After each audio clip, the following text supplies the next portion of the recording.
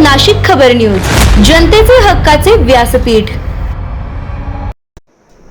नाशिकमध्ये आरटीओ कार्यालयाजवळ आज एक गंभीर निष्काळजीपणाची घटना समोर आली।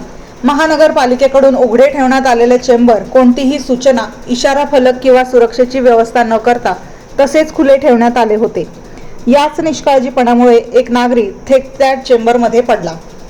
घटना घडताच परिसरातील नागरिकांनी तत्परता दाखवत तत्काळ मदतीला धाव घेतली। स्थानिकांच्या सतर्कतेमुळे संबंधित व्यक्तीला सुरक्षितपणे बाहेर काढण्यात यश आले। सुदैवाने या घटनेत कोणतीही जीवितहानी झाली नाही।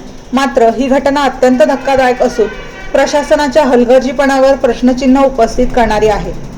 सार्वजनिक ठिकाणी सुरू असलेल्या कामांदरम्यान सुरक्षेचे नियम पाळणे अत्यावश्यक असते, परंतु अशा ठिकाणी कोणतीही चेतावणीची पाटी, बॅरिकेड्स किंवा संरक्षक उपाययोजना नसल्याने नागरिकांच्या जीवाशी खेळ सुरू असल्याचे दिसून येत आहे।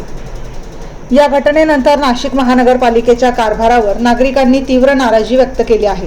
भविष्यात अशा प्रकारच्या घटना टाळण्यासाठी अधिक जबाबदारीने आणि दक्षतेने काम करण्याची गरज असल्याची मागणी नागरिकांकडून होत आहे।